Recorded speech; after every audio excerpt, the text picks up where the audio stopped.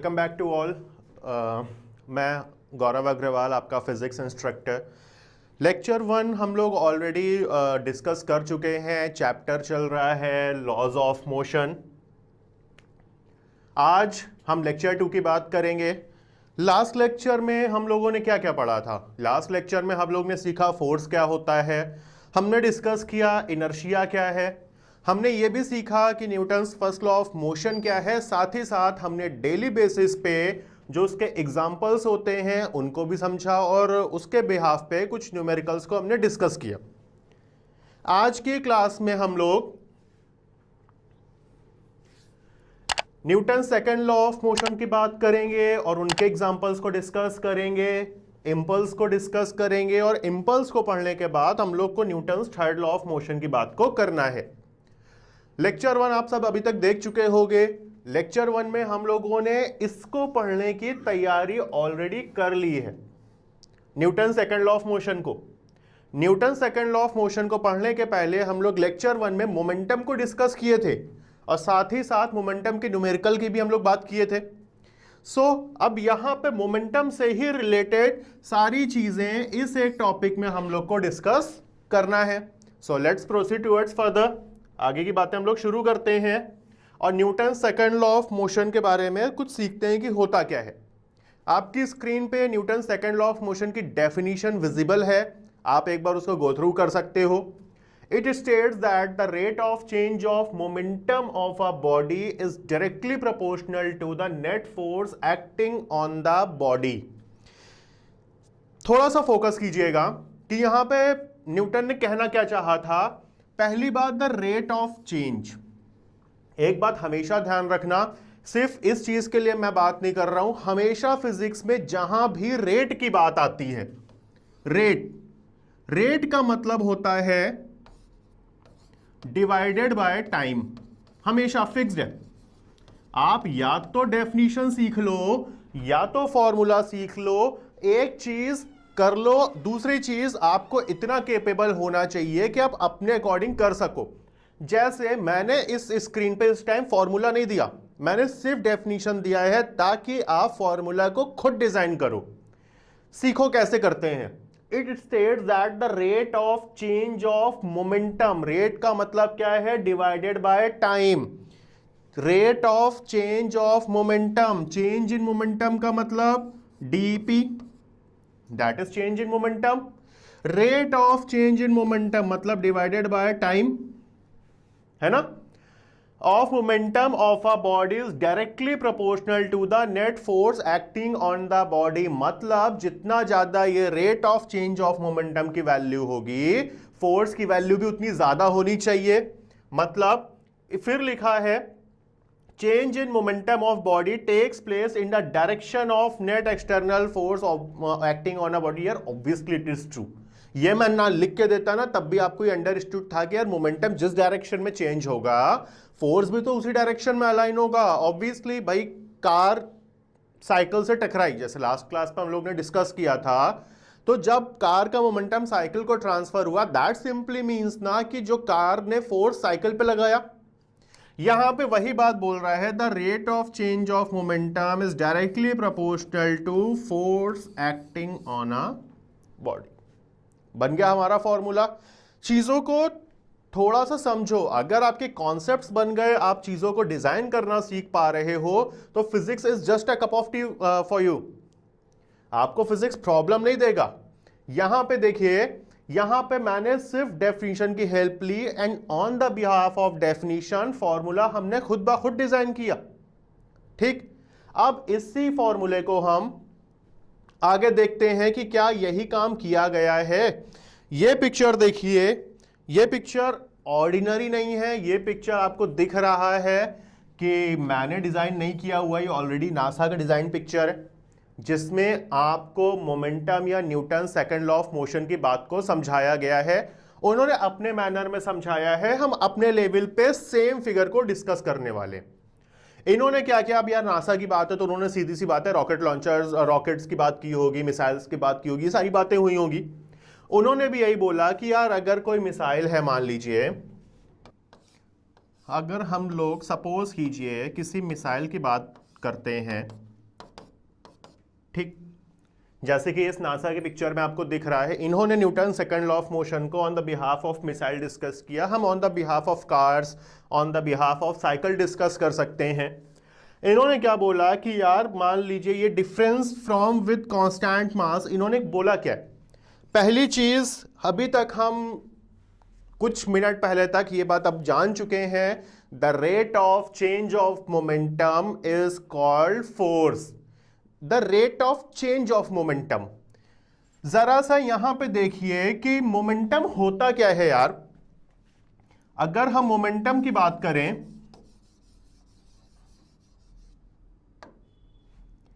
Momentum is what, mv।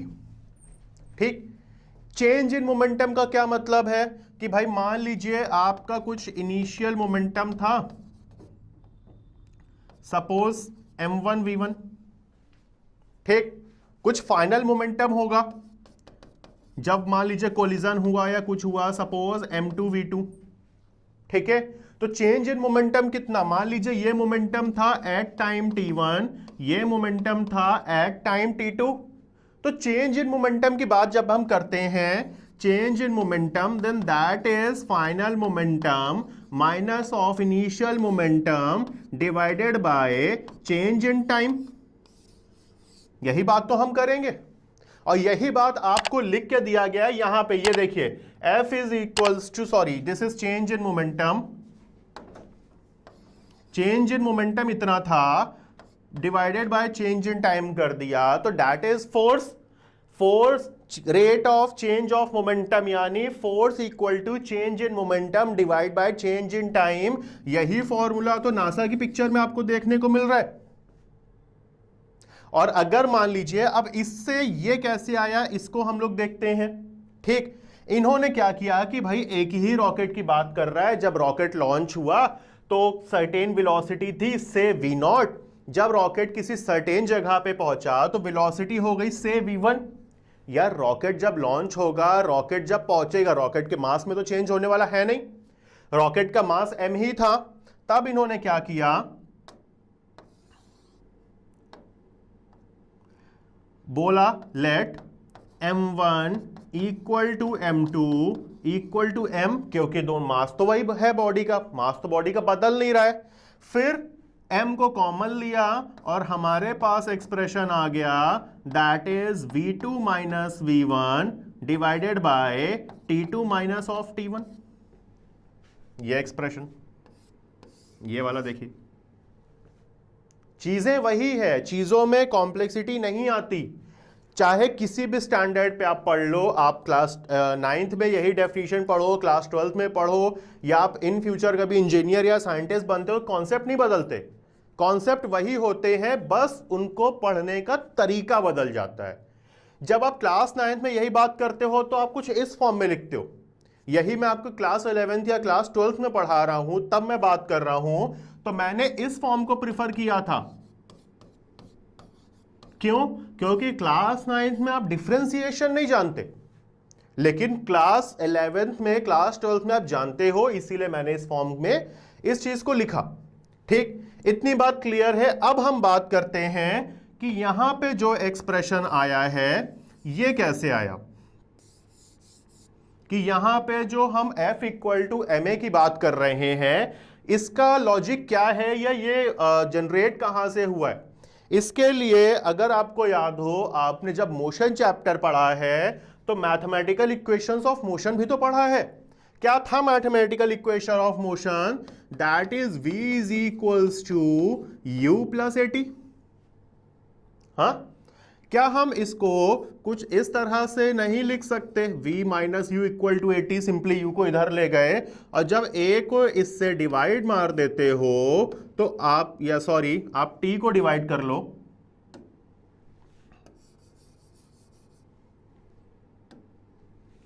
Divided by t is equals to a।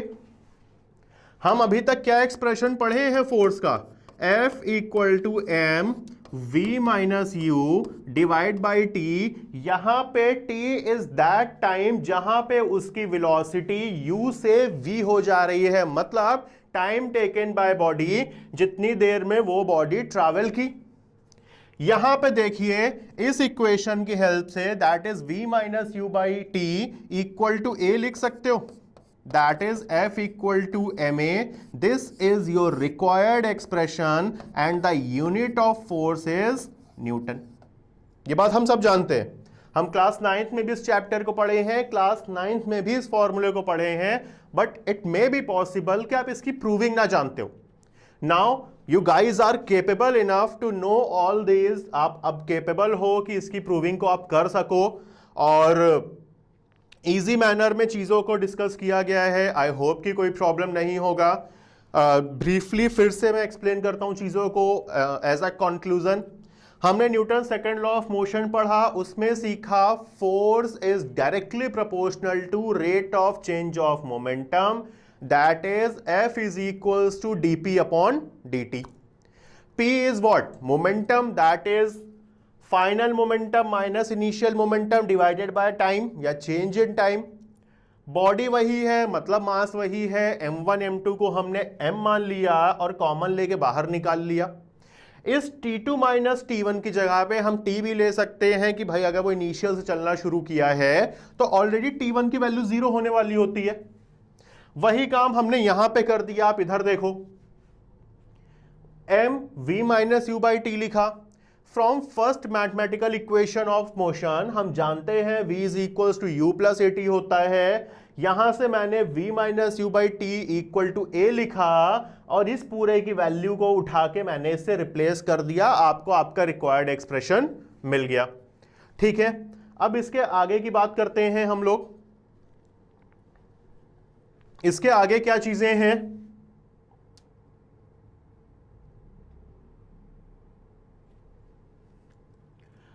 इसके आगे in SI unit m equal to 1 kg a 1 metre पर second square लिया. क्यों लिया अभी हम लोग डिस्कस करने वाले हैं.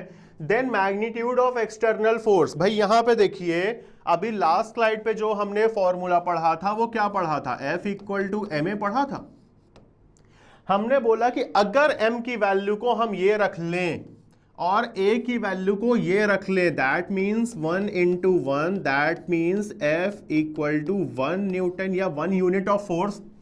F इक्वल टू, अगर ऐसा करते हैं तो होगा क्या? This unit of force is called 1 Newton. भाई न्यूटन इसकी SI यूनिट है, इस बात को ध्यान रखिएगा. This is SI unit. But अगर MKS यूनिट की बात करें तो MKS यूनिट ये होती है kg मीटर पर सेकेंड स्क्वायर. बस अब चूंकि फोर्स की मैक्सिमम बातें, जो फोर्स का मैक्सिमम कॉन्सेप्ट है वो न्यूटन का दिया हुआ है, इस वजह से उनके ऑनर में हम इसको डिस्कस करते हैं. उनके ऑनर में हम फोर्स की यूनिट को न्यूटन बोलते हैं. Note that the second law of motion gives us the unit of measuring force, the SI unit of force, a Newton. जो मैंने आपको बताया वो बात है, आपको मैंने यहाँ पे लिख के भी दिया है जस्ट बिकॉज कि जब आप इस रिकॉर्डिंग को या इस लेक्चर को देख रहे होगे आपके नोट्स भी उसी प्रॉपर मैनर में बनते चले. मैंने यहाँ पे कैजुअली तो लिख के दे दिया, बट एक होता है ना कि नोट्स आपके बहुत प्रॉपर होने चाहिए कि अगर कोई भी आपके नोट्स देखे तो लगना चाहिए कि हाँ यार क्या नोट्स हैं. तो इसी वजह से मैंने इन सारी चीजों को प्रॉपरली लिख के दिया है and you guys can note it down very easily. कोई इश्यू नहीं है. ठीक है, so I hope Newton's first second law of motion की बात सबको ओके हो गई होगी. फोर्स की बात ओके हो गई, फोर्स की यूनिट की बात ओके हो गई. फोर्स की 2 यूनिट हमने पढ़ लिया, one is MKS unit, other one is SI unit. अब यहां तक हमारे पास परफेक्शन है. तो अब इसके आगे की बातें करना शुरू करते हैं. इसके आगे की बात करने के लिए अभी हमारे पास एक टॉपिक और है, इंपल्स. इंपल्स पढ़ने से पहले एक छोटा सा क्वेश्चन पूछता हूं. ये जो हमारा टॉपिक है इंपल्स, इसको पढ़ने से पहले एक छोटा सा क्वेश्चन ये है. सपोज एक नेल है, कील है, आपको उसको दीवार में पिन करना है. ठीक, आपके पास हैमर है, हथौड़ा मौजूद है, आपको उस नेल को, उस कील को दीवार में पिन करना है. आप क्या करोगे? उसको सिंपली पॉइंटेड एंड से वॉल पे रखते हो और पूरी ताकत से उस हथौड़े को उस पे मारते हो जल्दी जल्दी. सपोज करो मैं आपको बोलूं बेटा जल्दी जल्दी नहीं मारना, बहुत स्लोली आपको हथौड़ा लेके जाना है और उस कील पे रखना है, फिर निकाल लेना, फिर धीरे धीरे हथौड़े को लेके जाओगे, उस कील पे रखोगे, फिर निकाल लोगे। क्या पॉसिबल है कि वो जो नेल है, जो कील है, वो दीवार के अंदर जाए? Is it possible? Of course not, possible नहीं है। क्यों? क्योंकि आप जानते हो कि सर जब तक हम उसको तेजी तेजी नहीं मारेंगे वो अंदर नहीं जाने वाला है। क्यों? कॉज ऑफ दिस, हम जितना भी फोर्स लगा लें, पूरी ताकत से उसको स्लो स्लो लेके आए और रख दें, फिर हटा लें, फिर पूरी ताकत से स्लो स्लो रखें, फिर हटा लें, नेल कभी भी अंदर नहीं जाएगा। लेकिन वही उसको जल्दी जल्दी मारते रहे लगातार, इट इज पॉसिबल कि नेल अंदर चला जाएगा। Cause of impulse. इंपल्स होता क्या है? The effect of applied force for short duration of time is called impulse. Short duration of time मतलब यहां पे देखो, अगर हम इसी फॉर्मूले से, जैसे हम लोग अभी ये पढ़े F equal to dP upon dt, यानी क्या हम इसको ये कह सकते हैं F इज या F dt equal to dP? We can easily write it down. यहां पे देखिए dt की वैल्यू जितनी छोटी होगी dp पे भी उतना ही फर्क पड़ने वाला है। या यहां पे ये भी हम बोल सकते हैं f is inversely proportional to dt, और यही कॉन्सेप्ट को हमने नेल में इस्तेमाल किया। कैसे? हम जल्दी जल्दी जब हैमरिंग कर रहे हैं, जल्दी जल्दी हथौड़ा मार रहे होते हैं, तो ये जो dt की वैल्यू है ये लगातार कम हो रही होती है, the time taken by body. जब dt की वैल्यू जितनी ज्यादा कम होगी, f is inversely proportional to है, मतलब f की वैल्यू भी उतनी ज्यादा बढ़ रही होगी। जितनी जल्दी जल्दी हम हथौड़ा मारेंगे, जितनी जल्दी जल्दी हैमरिंग करेंगे, उतना ज्यादा हम फोर्स नेल पे एक्सर्ट कर पाएंगे, और नेल पे जितना ज्यादा फोर्स एक्सर्ट होगा, प्रोबेबिलिटी उतनी ज्यादा होगी कि उतनी जल्दी वो दीवार में पिन हो जाए। जब हम धीरे मार रहे होंगे ये टाइम बढ़ रहा होगा, और जब ये टाइम बढ़ेगा तो इस पे लगने वाले फोर्स की वैल्यू कम हो जाएगी, और वो उतना अमाउंट ऑफ फोर्स अटेन नहीं कर पाएगा कील कि वो दीवार के अंदर पिन हो। And that is the reason कि हमको जो हैमरिंग होती है वो जल्दी जल्दी करनी पड़ती है। सो एज अ कंक्लूजन हम ये बात कह सकते हैं कि वो फोर्स जो किसी भी बॉडी पे बहुत शॉर्ट इंटरवल ऑफ टाइम के लिए लगाया जाता है, that short interval of time पे लगने वाला force is called impulse।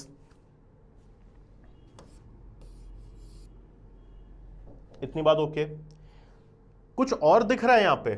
थोड़ा सा देखने का ट्राई करो। अभी नीचे की बात नहीं कर रहे हैं हम अभी ऊपर ही हैं यहां पे, ठीक है? Impulse equal to F into dt है। F equal to dP upon dt पढ़े हो, है ना? dt को इधर भेजा, F dt equal to dP। जरा इस इक्वेशन को देखो और इस इक्वेशन को देखो, F dt यहां भी लिखा है, F dt यहां भी लिखा है। इन दोनों इक्वेशन की हेल्प से क्या हम ये बात बोल सकते हैं F इक्वल क्या हम ये बात बोल सकते हैं on comparing these two equations, impulse equal to dP, या impulse equal to change in momentum? This is your another formula of impulse। अब आपके पास impulse के दो फॉर्मूले हैं, one is impulse equal to F into dt। इस equation को और इस इक्वेशन को हमने कंपेयर किया, हमको दूसरा फॉर्मूला मिल गया impulse equal to dP, जो मैंने आपको ऑलरेडी यहां पे लिख के दिया हुआ है। और यकीन मानिए जब आप न्यूमेरिकल इसका करने बैठोगे ना, तो आपको इस फॉर्मूले से ज्यादा ये फॉर्मूला एग्जाम में इस्तेमाल होने वाला है। सो माइंड में बहुत क्लियर पिक्चर होनी चाहिए कि एग्जैक्टली हमको क्या करना है और कैसे करना है। अनदर इंपॉर्टेंट थिंग, बहुत बच्चों का क्वेश्चन उठता है कि sir how can we decide कि इंपल्स का ये फॉर्मूला लगेगा या ये फॉर्मूला लगेगा, हमको कैसे पता लगेगा? द ओनली आंसर इज, चाहे ये हेडिंग हो इसके नेक्स्ट क्लास की हेडिंग हो या पूरे 11-12 के कोई भी चैप्टर की कोई भी हेडिंग हो, आंसर हमेशा एक ही होगा, always given data helps you. Given data हमेशा आपको हेल्प करेगा कि आपको कौन सा फॉर्मूला अप्लाई करना है। यार कॉमन सेंस की बात है, अगर आपको फोर्स गिवन है, अगर आपको टाइम गिवन है तो अप्लाई दिस, अगर आपको मोमेंटम गिवन है तो अप्लाई दिस एंड। कभी आपको मोमेंटम गिवन नहीं होगा, टीचर पका पकाया कभी नहीं देता, पकाना आपको पड़ेगा। टीचर आपको मोमेंटम की वैल्यू एग्जाम में गिवन नहीं देगा, टीचर आपको क्या गिवन देगा पता है? मास दे देगा बॉडी का, टीचर आपको वेलोसिटी दे देगा बॉडी की, तब आपसे बोलेगा फाइंड इंपल्स। अब आप क्या करोगे भाई, impulse equal to change in momentum है, यानी impulse equal to change in momentum यानी m2v2 माइनस m1v1। जब आप इसको अप्लाई कर दोगे आपको आपका आंसर मिल जाएगा, और 90% इंपल्स के न्यूमेरिकल में यह फॉर्मूला यूज होगा। इस बात को खास ध्यान रखना, फॉर्मूला आइडियली बाय डेफिनेशन ये फॉर्मूला है।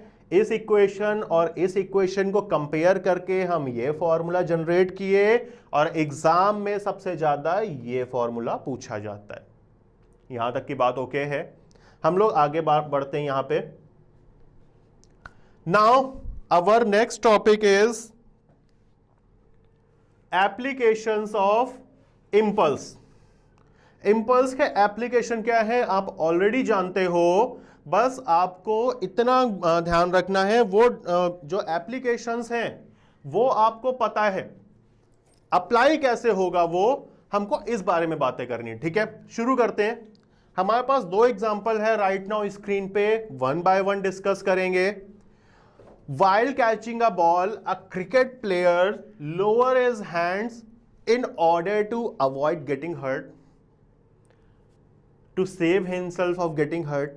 हम जानते हैं बचपन में हम सब ने क्रिकेट खेला है या कोई ना कोई गेम खेला ही होगा सबने, ठीक? जिसने भी क्रिकेट खेला है वो ये बात जानता है कि जब हमारे पास जब हम एज अ फील्डर खड़े होते हैं फील्ड पे, हमको कोई बॉल कैच करना होता है तो हमेशा हम कैच करने के बाद बॉल हाथ को पीछे लेके आते हैं। क्यों? जब हम यहां पे कैच किए बॉल को, सपोज अगर हम ये हाथ पीछे नहीं लाएंगे तो फर्क क्या पड़ेगा? जब बॉल यहां पे आया वो हमारे हाथों पे टकराया, जो बॉल किसी सर्टेन फोर्स से किसी सर्टेन मोमेंटम से आ रहा था, जैसे ही वो हमारे हाथ पे आया तुरंत वो बॉल रेस्ट पे आना चाहेगा। जब वो बॉल रेस्ट पे आना चाहेगा तुरंत एक्सप्रेशन हमारे पास है F इक्वल टू dp/dt। जैसे ही वो बॉल तुरंत रेस्ट पे आना चाहेगा, जो हमारा ये टाइम टेकन है ये वाला, ये बहुत कम हो जाएगा। जैसे ही ये टाइम टेकन कम हुआ बॉल का, जितना कम टाइम होगा फोर्स की वैल्यू उतनी ज्यादा बढ़ने लगेगी, और नतीजा क्या होता है, हमारे हाथ पे चोट आती है।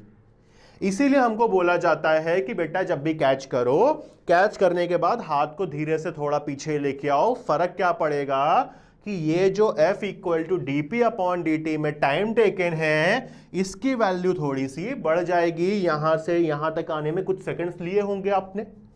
जितनी ज्यादा इसकी वैल्यू बढ़ेगी, फोर्स की वैल्यू उतनी ही कम होगी, और जितना फोर्स की वैल्यू कम होगी, आपके हाथ पे चोट लगने के चांसेस भी उतने कम होंगे। Another example, car, buses, trucks, bogies of train, etc. are provided with a spring system to avoid severe jerks, जिसको हम शॉकर बोलते हैं। बाइक्स में होता है, हमारी स्कूटीज में है, कार्स में। शॉकर्स होते क्यों हैं? Shockers are basically what? Spring system होता है कि जैसे ही किसी गड्ढे पे या किसी गड्ढे से या स्पीड ब्रेकर से हमारी बाइक या हमारी कार गुजरे, तो उसकी वजह से हमको जर्क मिलेगा, वो हम पे फोर्स लगाएगा, और ये जो स्प्रिंग सिस्टम होता है ये कंप्रेस होगा। जब ये कंप्रेस होगा तो कुछ टाइम लेगा ना, फिर से वही रीजन, जितना ज्यादा टाइम लेगा फोर्स की वैल्यू उतनी कम होगी, और फोर्स की वैल्यू जितनी कम होगी हमको या हमारे व्हीकल को नुकसान होने के चांसेस भी उतने ही कम हो जाते हैं। सो दीज टू एग्जांपल्स जिसकी वजह से हम इंपल्स को समझ पाए। एक एग्जांपल और है, आप सबने देखा होगा, आप सबने लॉन्ग जंप, हाई जंप वगैरह देखा है। अच्छे अच्छे गेम्स होते हैं, इंटरनेशनल लेवल के गेम्स होते हैं, ओलंपिक्स वगैरह होते हैं, बहुत ग्रैंड और मैनर में होते हैं। अच्छा, एक बात है, अगर ओलंपिक्स वगैरह हो रहे हैं, किसी ने देखा हो, तो जो लॉन्ग जंपर या हाई जंपर होते हैं उनको मिट्टी बिछा के दिया जाता है या उसमें कुशंस लगे होते हैं। ठीक है, ऐसा क्यों होता है यार? बढ़िया मार्बल का फ्लोर दे दो, इतना कुछ अरेंजमेंट हम कर रहे हैं, इतना और कर सकते हैं, अच्छा लगेगा देखने में। नहीं करते, क्यों नहीं करते? वही का रीजन है impulse. A person falling on पक्का फ्लोर यानी मार्बल फ्लोर या cemented floor is likely to receive more injuries than one falling on कच्चा फ्लोर या मड फ्लोर बोल लो। भाई जब कोई, मान लीजिए कोई लॉन्ग जंपर है, यहां से भागता हुआ आया, जब यहां गिरा, ठीक, मान लीजिए यहां पे पक्का फ्लोर था, ठीक, बढ़िया हमने टाइल्स बिछा के रख दिया, बढ़िया सीमेंटेड, ठीक। अब जैसे ही वो गिरा यहां पे, ये नीचे तो पुश नहीं होने वाला, सीमेंट है, टाइल है, नीचे पुश होगा नहीं। अल्टीमेटली होगा क्या? जैसे ही वो फुल मोमेंटम से यहां आके गिरा, इसको पूरे को तुरंत रेस्ट पे आना होगा, और जैसे ही इसको तुरंत रेस्ट पे आना हुआ, again F equal to dp upon dt, जितनी टाइम की वैल्यू कम होगी, फोर्स की वैल्यू उतनी ज्यादा होगी, और एक मे बी पॉसिबल कि वो इसकी लास्ट लैंडिंग हो, उसके बाद उसको मौका ही ना मिले लैंडिंग का, फोर्स तो इतना ज्यादा होगा। अब यहां पे हम अगर बढ़िया मार्बल फ्लोर ना लगा करके हम कुछ नहीं, सिर्फ गीली मिट्टी बिछा दें या सूखी मिट्टी बिछा दें, कुशन लगा दें, मैट्रेसेस लगा दें, अब क्या होगा? अब जैसे ही वो फुल मोमेंटम से यहां लैंड हुआ, ये जो मिट्टी है या जो मैट्रेस है, ये थोड़ा सा नीचे पुश होके इसको नीचे आने देगा। जब नीचे आएगा बंदा कुछ डिस्टेंस तक, तो इस नीचे आने में इसने कुछ टाइम टेकन होगा, कुछ टाइम, 2 सेकंड 4 सेकंड कुछ लिया होगा।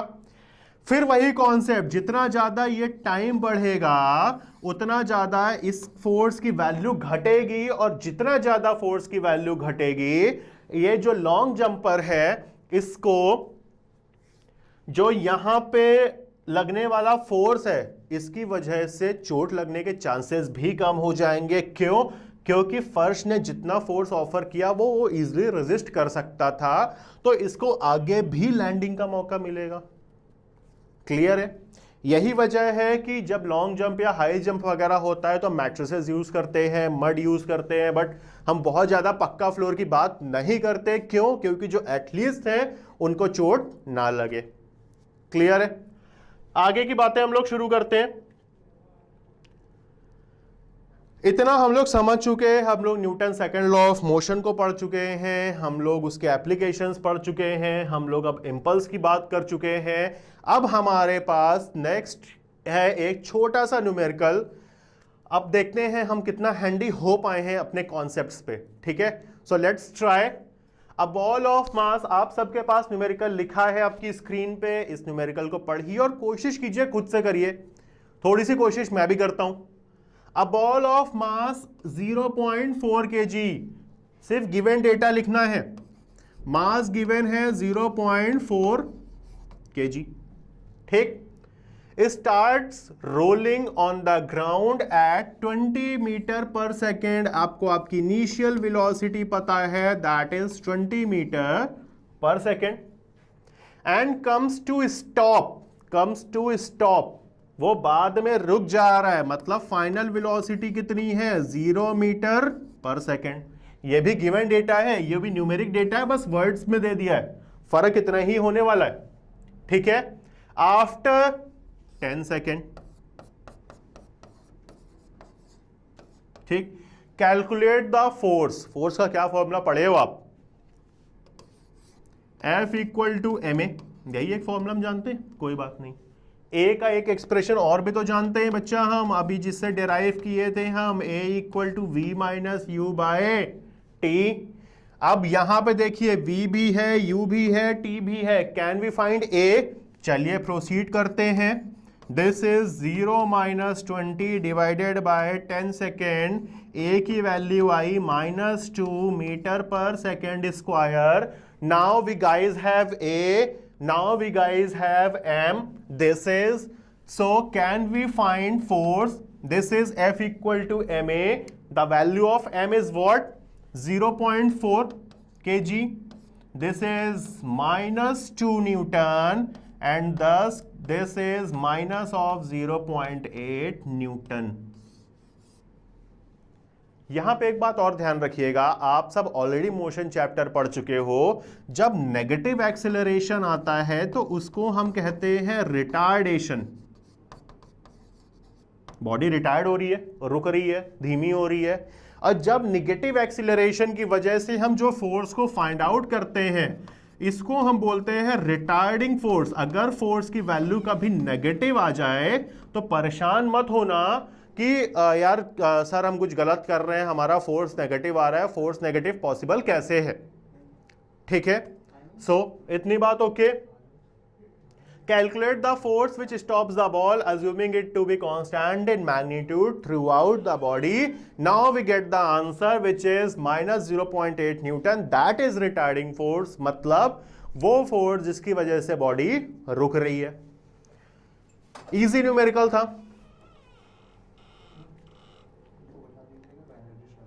एक और फर्निश करते हैं, देखते हैं हमारे कॉन्सेप्ट कितने ज्यादा पॉलिश हो पाए हैं. ठीक है, सो a constant force of magnitude 50 Newton is applied to a body of 10 kg. Mass given है, फोर्स गिवन है. मास कितना है? F equal to 50 force 50 newton है, मास हमारा 10 किलो का है. Moving initially with the speed of, point to be noted, moving initially मतलब initial velocity given है, that is u which is 10 meter पर second. How long will it take the body to stop? How long, how long का मतलब क्या है? हमसे time पूछा गया है. Will it take the body to stop? Body रुक जा रही है बेटा. जब बॉडी रुक जाएगी तो मतलब हमको फाइनल वेलोसिटी भी तो पता है, 0 मीटर पर सेकेंड, है ना. If the force acts in a direction opposite to its motion. ठीक है, अभी इस लाइन को अभी हम यहां पे भी छोड़ रहे हैं, अभी बात करेंगे इस लाइन का मतलब क्या होता है. ठीक है, फिलहाल F गिवन है, M गिवन है, V है, U है, V है, T पूछा गया. फोर्स का formula F equal to ma होता है. F पता है, M पता है. Can we guys find out A की वैल्यू कितनी? 5 मीटर पर सेकेंड स्क्वायर. क्लियर है? अब जरा सा यहां पे देखिए, अब इस लाइन की बात करते हैं. If the force acts in a direction opposite to its motion, force अपनी डायरेक्शन के अपोजिट लगाया जा रहा है. मतलब अगर आपको बात समझ में आ रही हो, अगर ये लाइन ना लिखी होती, ये हमारे लिए स्टिल अंडरस्टूड था. क्यों? बॉडी का स्पीड पहले 10 था, बाद में 0 हो गया. भैया हमने ब्रेक लगाया है, तभी तो ऐसा पॉसिबल है. एक्सेलरेटर तो हमने लिया नहीं होगा, वरना स्पीड बढ़ती. स्पीड कम हुई है, मतलब साफ है रिटार्डिंग फोर्स होगा. मतलब साफ है जो एक्सेलरेशन होगा वो रिटार्डिंग होगा. इसलिए हम यहां पे माइनस साइन को लेके बात करेंगे. इतनी बात समझ में आया? वही चीज यहां पे लिखा है कि बंदा जिधर जा रहा है फोर्स अपोजिट डायरेक्शन में, मतलब फोर्स रिटार्डिंग है. ये न्यूमेरिकल में मुंह खोल के बोल दिया. ना बोलता तब भी आपको ये बातें कैच करना आना चाहिए इस गिवन डेटा की हेल्प से. अब हमारे पास एक्सेलरेशन है, v है, u है, t है. Formula a equal to v minus u divided by t, या t is equals to v minus u divided by a. This is 0 minus 10 minus of 5. Minus से माइनस कैंसिल, टाइम की value कितनी? अब देखो जरा फर्क क्या पड़ता. अगर हम यहां पे एक्सेलरेशन को नेगेटिव ना लिए होते इस बात की वजह से, तो फर्क क्या पड़ने वाला था कि यहां पे जो टाइम आता वो नेगेटिव आ जाता. और अगर टाइम नेगेटिव आता, टाइम नेगेटिव पॉसिबल नहीं है, इस वजह से हमने यहां पे अब हमको टेस्ट हो गया कि हाँ हम t इक्वल टू 2 सेकेंड है विच इज पॉजिटिव, मतलब हमारा काम सही हुआ, परफेक्ट है। टिप आपके लिए ये है कि अगर कभी भी आपका टाइम नेगेटिव आएगा, आप मान लेना, आप समझ लेना कि आपने कहीं ना कहीं माइनस की एरर किया है, तो उसको एक बार रीचेक जरूर करना। बात ओके? यहां तक की बात हमको समझ में आ गई। हम Newton second law of motion पढ़ लिए, एप्लीकेशन पढ़ लिए, इंपल्स पढ़े, उसका एप्लीकेशन सीखे और दो न्यूमेरिकल लगा के थोड़ा सा उन फॉर्मूलों को अप्लाई करना भी अब हम सीख चुके हैं, इतना हमको आता है। ठीक, इसके बाद जो मेन टॉपिक्स थे वो हमारे जो हाँ लग रहा था कि थोड़ा हमको भी एफर्ट देना पड़ेगा समझने के लिए, वो खत्म है। Newton's third law of motion की बात करें तो यार ये तो बच्चे बच्चे को आता है। Newton's third law of motion में न्यूटन भाई साहब का एक ही बात कहनी थी और वही हर बच्चा जानता है, action is equals to reaction.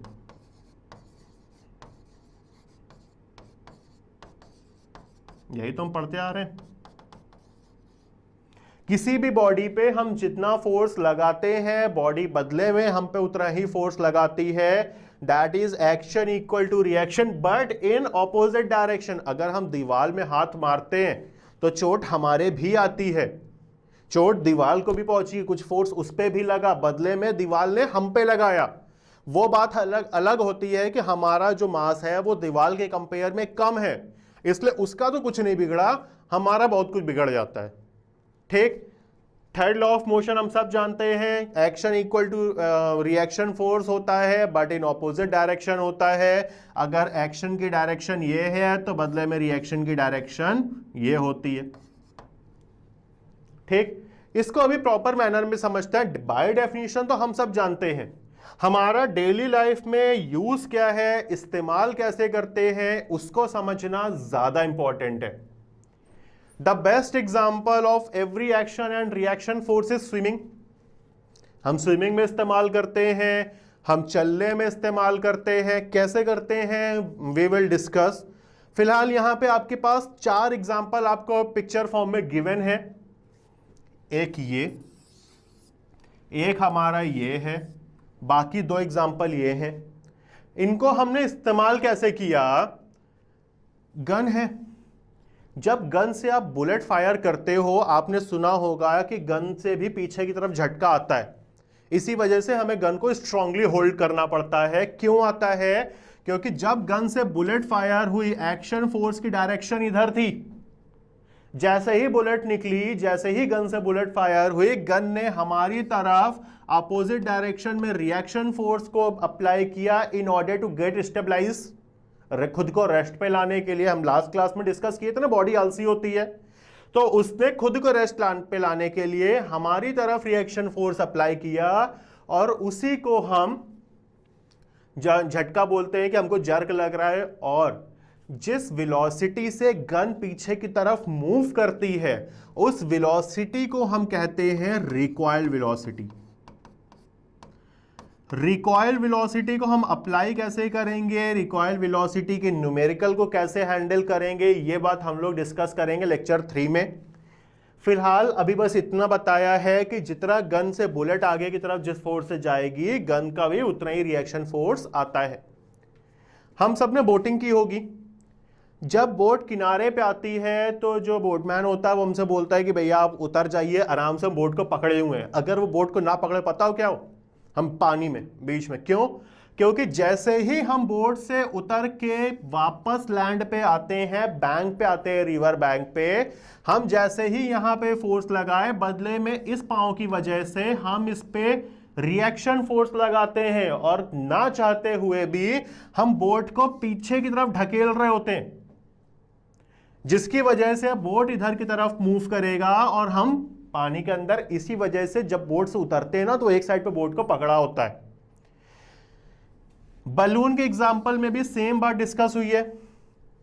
भाई बलून से जब हवा निकली तो बलून ऊपर क्यों जाता है, मतलब उसका माइंड सेट थोड़ी ना है कि यार हम हवा निकल रही है, हमको ऊपर जाना है। जब बलून से एयर निकल रही है तो वो जब एयर नीचे जमीन से टकराई, एयर से टकराई, नीचे की तरफ फोर्स दी, बदले में नीचे के सरफेस ने ऊपर की तरफ फोर्स लगाया और बलून अपवर्ड डायरेक्शन में मूव करना शुरू कर दिया।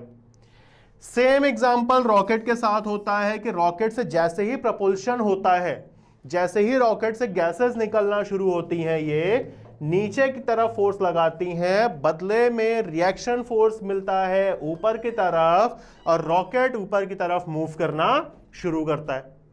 छोटे छोटे 4 एग्जाम्पल थे जिसकी वजह से हम एक्शन इक्वल टू रिएक्शन को समझे,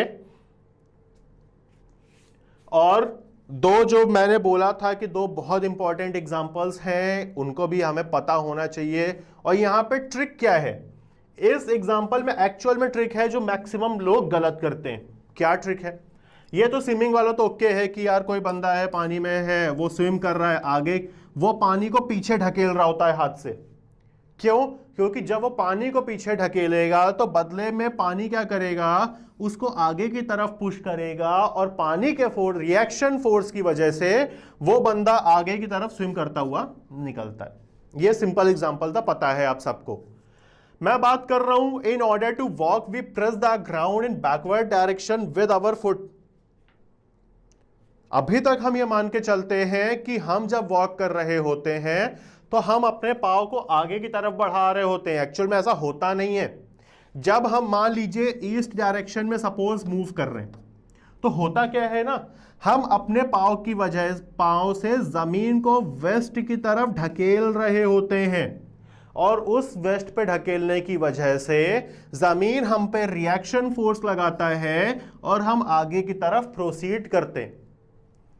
यहां पे ट्रिक क्या है, जब अभी हम लोग लॉज ऑफ मोशन खत्म होने के बाद फ्रिक्शन को डिस्कस करेंगे तो वहां पे मेरा एक बहुत पेट क्वेश्चन है जो मैक्सिमम बच्चे गलत बताते हैं, वो ये है कि बेटा मान लीजिए अगर हम ईस्ट में मूव कर रहे हैं अगर, तो जो फ्रिक्शन फोर्स की डायरेक्शन होगी वो किधर होगी?